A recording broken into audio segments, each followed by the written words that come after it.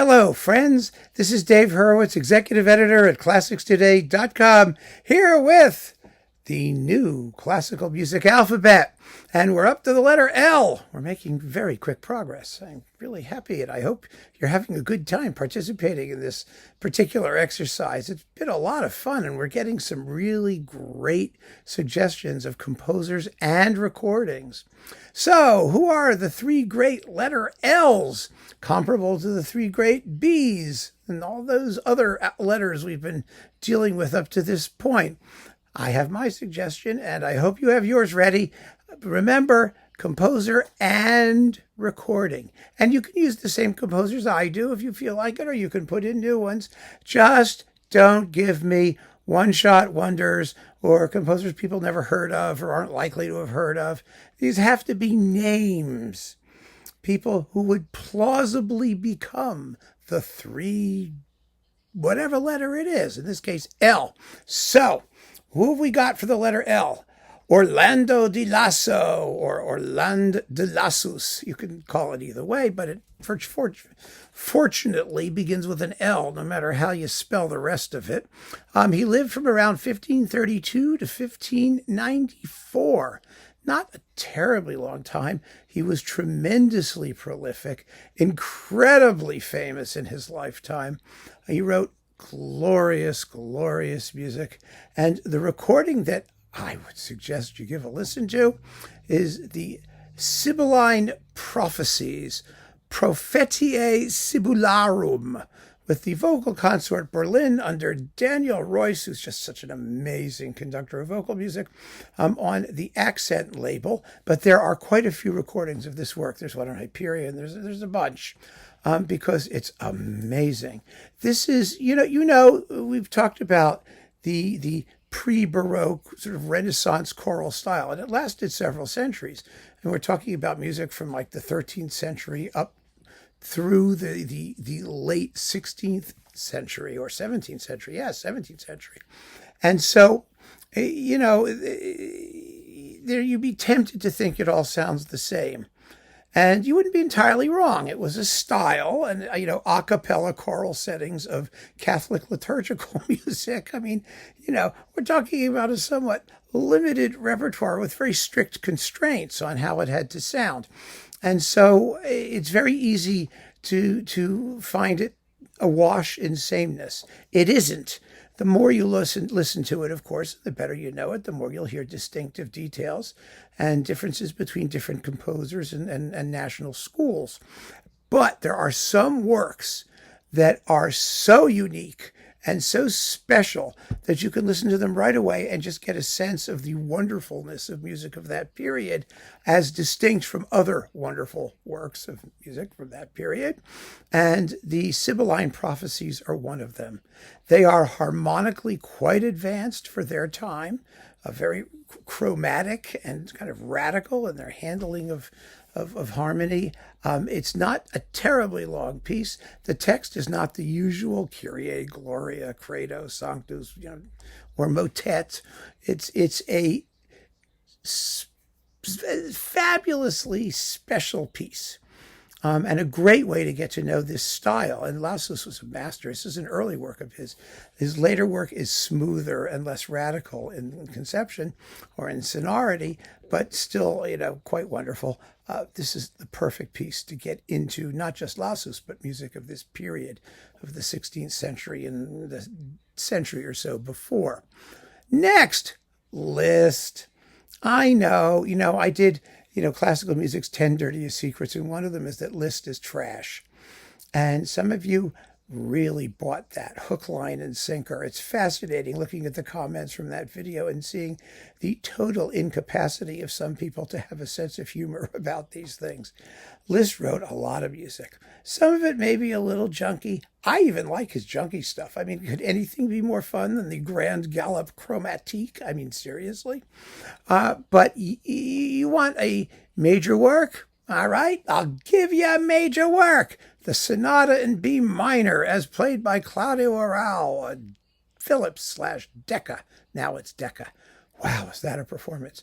Wow, is that a piece? 30 minutes of continuous music that falls into various subsections, but it is an amazing, amazing piece of music. And it really, I think, is necessary to put paid to the notion that Liszt didn't know what he was doing, or that he was sort of a, somebody who lacked taste, and he didn't.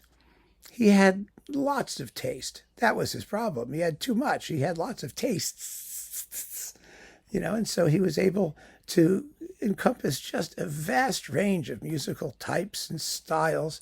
He was not a profound melodist, particularly.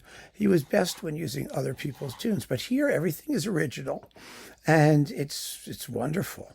He knows how to develop a theme. He knows how to build huge musical structures, and the piece is a thrill ride. It really is. Takes a little getting to know, but once you get to know it, you're in great shape. It's so difficult that even Liszt couldn't play it, had trouble playing it. But today's hotshot virtuosi dash it off.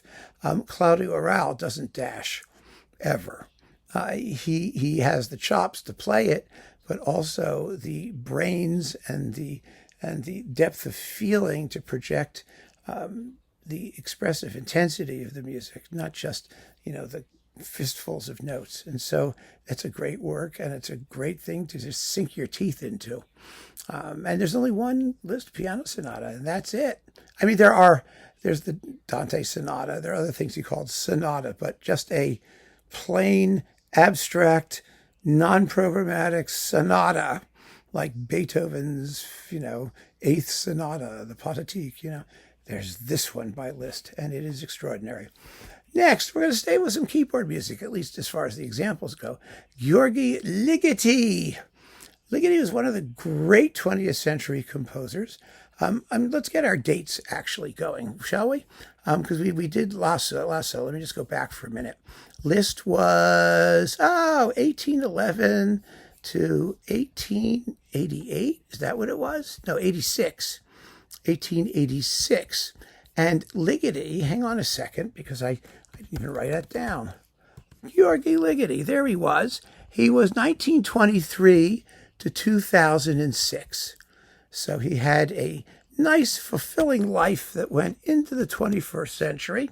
And, what a marvelous composer he was. He became famous sort of briefly because some of his radical microtonal music was used in 2001: A Space Odyssey.